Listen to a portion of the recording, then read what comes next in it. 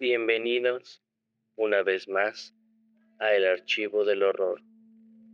Gracias por estar aquí, por escuchar, por comentar y por cada suscripción. Este archivo sigue creciendo gracias a ustedes. Cada historia, cada voz, cada sombra se alimenta de su atención y apoyo.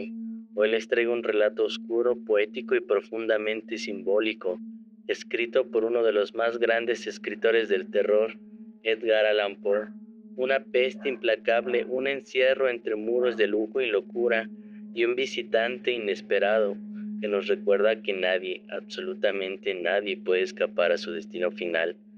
Este capítulo, el número 5 de este gran viaje de relatos malditos.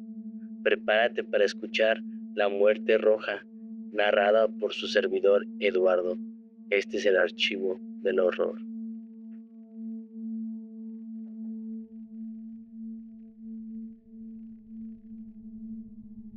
La Máscara de la Muerte Roja, de Edgar Allan Poe. Durante mucho tiempo, la muerte roja había devastado la comarca. Jamás peste alguna fue tan fatal, tan horrible. Su encarnación era la sangre, el rojo y el horror de la sangre. Se producían dolores agudos, un repentino vértigo. Luego los poros rezumbaban abundante sangre y la disolución del ser. Manchas púrpuras en el cuerpo y particularmente en el rostro de la víctima segregaban a esta de la humanidad y la cerraban a todo socorro y a toda compasión. La invasión, el progreso y el resultado de la enfermedad eran cuestión de media hora, pero el príncipe próspero era feliz, intrépido y sagaz. Cuando sus dominios perdieron la mitad de su población, llamó a un billar de amigos fuertes, vigorosos y alegres de corazón, escogidos entre los caballeros y las damas de su corte, y con ellos formó un refugio recóndito en una de sus abadías fortificadas. Era una construcción vasta y magnífica, creación del propio príncipe, de gusto excéntrico y no obstante grandioso. La rodeaba un espeso y elevado muro, y este muro tenía puertas de hierro. Una vez que entraron en ella todos los cortesanos, se sirvieron de hornillos y de mazas para soldar los cerrojos. Resolvieron atrincherarse contra los súbitos impulsos de la desesperación exterior y cerrar toda salida a los frenesís del interior. La abadía fue abastecida ampliamente. Gracias a estas precauciones, los cortesanos podían desafiar al contagio del mundo exterior, se las compusiera como pudiese. Entre tanto, sería una locura afligirse o meditar. El príncipe había provisto aquella morada de todos los medios de placer. Había bufones, improvisadores, danzarines, músicos, hermosura en todas sus formas, y había también vino. Dentro había todas estas bellas cosas y además seguridad. Afuera, la muerte roja. Ocurrió hacia el fin del quinto o sexto mes de su retiro, y en tanto que la plaga fuera hacía los más terribles estragos, el príncipe próspero obsequió a sus 1000 amigos con un baile de máscaras de la más insólita magnificencia. Qué voluptuoso cuadro el de aquel baile de máscaras. Permítaseme en primer lugar describir las salas donde tuvo lugar. Había 7, una hilera imperial en muchos palacios. Estas series de salones formaban largas perspectivas en línea recta, cuando los batientes de las puertas se abren de par en par, de tal manera que la mirada penetra hasta el fondo sin obstáculo. Aquí el caso era muy diferente, tal y como podría esperarse de parte del duque y de su gusto, y su preferencia por lo bizarro. Las salas se encontraban tan irregularmente dispuestas que la mirada no podía abarcar sino una sola a la vez. Al cabo de un espacio de 20 o 30 yardas, se presentaba un brusco recodo, y en cada una de estas revueltas un aspecto diferente. A derecha e izquierda, en medio de cada pared, una alta, estrecha ventana gótica daba a un corredor cerrado que seguía las sinuosas del aposento. Cada ventana ostentaba vidrios de colores en armonía con el tono dominante del decorado de la sala. sobre la cual se abría, ya que ocupaba la extremidad oriental. Por ejemplo, estaba decorada en azul y los ventanales eran de un azul vivo. La segunda sala estaba decorada y guarnecida de color púrpura, y las vidrieras eran asimismo de color púrpura. La tercera enteramente verde, y verdes las ventanas. La cuarta, anaranjada, estaba iluminada por una ventana del mismo color, y la quinta blanca, la sexta violeta. La séptima estaba rigurosamente forrada de colgaduras de terciopelo negro que revestían el techo y muros, y recaían en pesados pliegues sobre un tapiz de la misma tela y del mismo color. Pero únicamente en esta sala el color de las ventanas no correspondía al de la decoración. Los cristales eran escarlata, de un color intenso de sangre. Ahora bien, en ninguna de estas salas veíase la lámpara ni un candelabro alguno, entre los adornos de oro esparcidos con profusión o suspendidos de los techos, ni lámparas, ni velas, ninguna luz de esta clase en la larga serie de salas, pero en los corredores que las rodeaban, y exactamente enfrente de cada ventanal, se levantaba un enorme trípode con un ígneo brasero que proyectaba sus rayos a través de los cristales de color e iluminaba la sala de una manera deslumbrante, produciéndose así una multitud de aspectos cambiantes y fantásticos. Pero en la sala del lado poniente, en la cámara negra, la claridad del brasero que se reflejaba sobre las negras colgaduras a través de los cristales sangrientos era terriblemente siniestra, y le daba a las fisonomías de los imprudentes que allí entraban un aspecto de tal modo extraño que muy pocos bailarines se sentían con el valor suficiente para entrar en aquel mágico recinto. También, en esta sala, erguíase apoyado contra el muro del oeste un gigantesco reloj de ébano. Su péndulo se balanceaba con un tic-tac sordo, pesado, monótono, y cuando la aguja de los minutos había recorrido el cuadrante y la hora iba a sonar, salía de los pulmones de bronce de la máquina un sonido claro, estrepitoso, profundo y excesivamente musical, pero de un timbre tan particular y de una energía tal que de hora en hora los músicos de la orquesta se veían obligados a interrumpir durante un instante sus acordes para escuchar la música de las horas, y las parejas que bailaban cesaban por fuerza sus evoluciones. Una perturbación momentánea recorría toda aquella alegre multitud, y mientras sonaban las campanas, podía notarse que palidecían hasta los más vehementes, y los más sensatos y de más edad se pasaban la mano por la frente, como si se hundieran en meditaciones o en sueños febriles. Pero apenas desaparecían de todo aquello, esos ecos circulaban por toda la asamblea una leve hilaridad.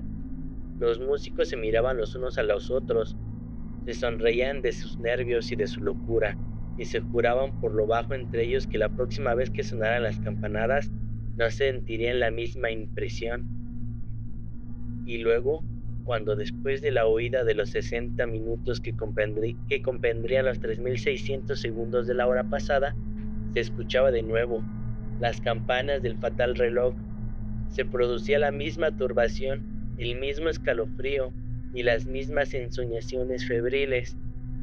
Pero a despecho de todo esto, la orgía continuaba alegre y magnífica. El gusto del duque era muy especial, tenía un ojo certero en lo tocante a los colores y sus efectos.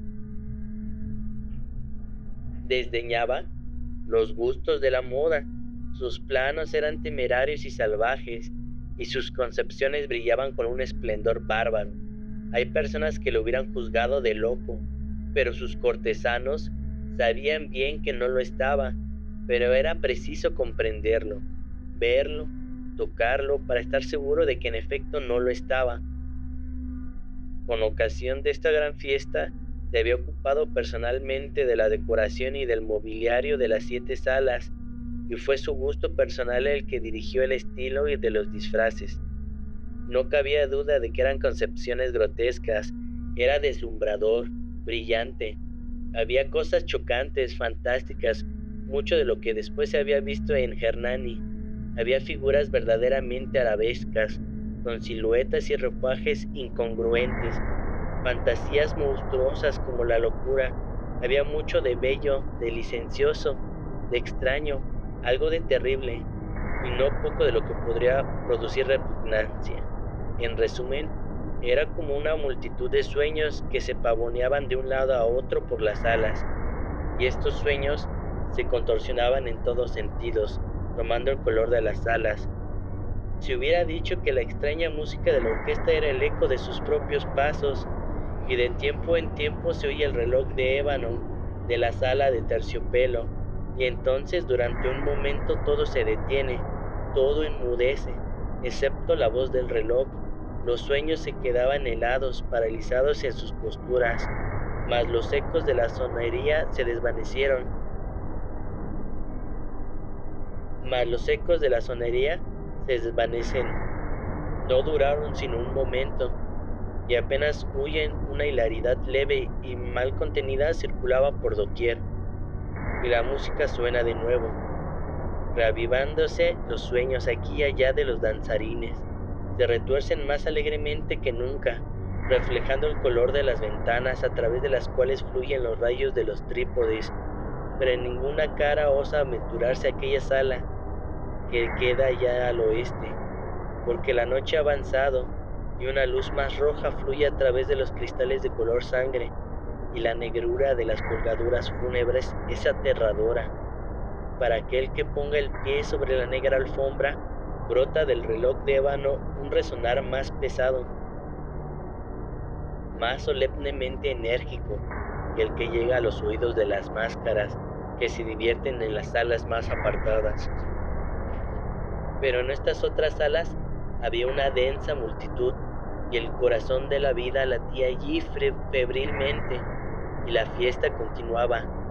Siempre su torbellino, cuando al cabo sonaron los tañidos de medianoche en el reloj, entonces, como ya se dijo, cayó la música, y se detuvieron las evoluciones de los que bailaban. Se produjo donde quiera como antes una ansiosa inmovilidad, pero el tañido del reloj debía ahora componerse de 12 campanadas. Por eso fue tal vez que, teniendo más tiempo, se insinuó una mayor cantidad de pensamientos en las meditaciones de los pensativos que se hallaban entre los que se divertían. Quizás por eso, muchas personas de entre la multitud, antes de que se ahogaran en el silencio de los últimos ecos de la última campanada, tuvieron tiempo de notar la presencia de una máscara que hasta ese momento no había llamado la atención de nadie, y habiendo corrido en un susurro la noticia de aquella intrusión, se suscitó entre la concurrencia un cuchicheo, un murmullo significativo de asombro y de desaprobación, luego por último de terror, de horror y repugnancia, conmoverse por un violento estremecimiento de terror y de asco. Pero un segundo después, su frente enrojeció de ira. ¿Quién se atreve?, preguntó con voz ronca a los cortesanos que se hallaban junto a él. ¿Quién se atreve a insultarnos con esa ironía blasfema? Apoderaos de él y desenmascaradle, que sepamos a quién hemos de ahorcar en nuestras almenas al salir el sol. Era en la sala del este, o sala azul, donde se encontraba el príncipe Próspero. Cuando pronunció estas palabras, resonaron fuerte y claramente a través de los 7 salones, porque el príncipe era un hombre imperioso y robusto, y la música había enmudecido a una señal de su mano. Era en la sala azul donde estaba el príncipe con un grupo de pálidos cortesanos a sus lados.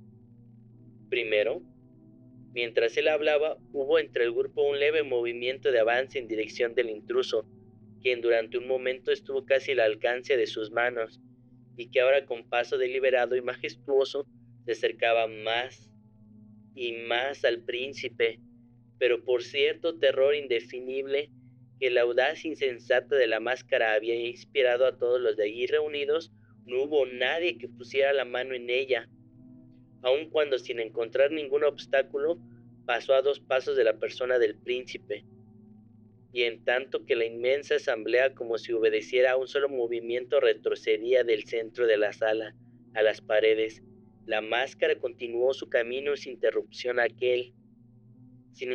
con aquel mismo paso solemne y mesurado, que le había singularizado desde el principio de la sala azul a la sala púrpura, de la sala púrpura a la sala verde, de la verde a la anaranjada, de esta a la blanca y de la blanca a la violeta, antes de que nadie hiciera un movimiento decisivo para detenerla.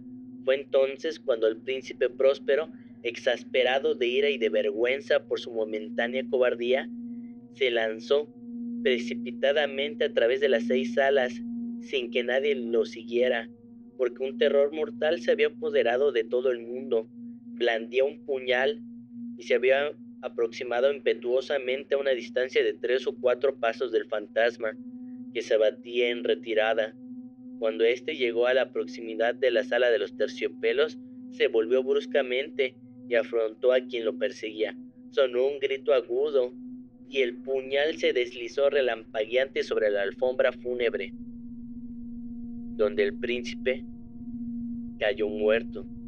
Un segundo después, entonces, invocando el frenético valor de la desesperación, una multitud de máscaras se precipitó a la vez en la sala negra y haciendo al desconocido, que se mantenía como una gran estatua rígido e inmóvil a la sombra del reloj de ébano, se sintieron sofocados por un terror sin nombre al ver que no había ninguna forma palpable bajo el sudario y la máscara. Todos reconocieron entonces la presencia de la muerte roja. Había venido como un ladrón en la noche, y todos los convidados cayeron uno a uno en las salas de orgía manchadas de sangre, y cada uno murió en la postura desesperada de su caída, y la vida del reloj de ébano desapareció con la del último de aquellos alegres seres, y las llamas de los trípodes se extinguieron. Las tinieblas y las ruinas y la muerte roja tuvieron sobre todo aquello ilimitado dominio. La muerte roja, de Edgar Allan Poe. Gracias por escuchar otro episodio más del Archivo del Horror. Si este cuento te provocó un escalofrío, una reflexión o simplemente te atrapó, no olvides suscribirte, dejar tu comentario y compartirlo. Tu apoyo mantiene vivo este archivo y cada sugerencia es bienvenida. ¿Tienes una historia que te gustaría escuchar? Escríbela en los comentarios. Soy Eduardo Taco de Suadero y acabas de escuchar a La Muerte Roja. Nos escuchamos en el próximo capítulo, si es que el visitante no toca a tu puerta esta noche.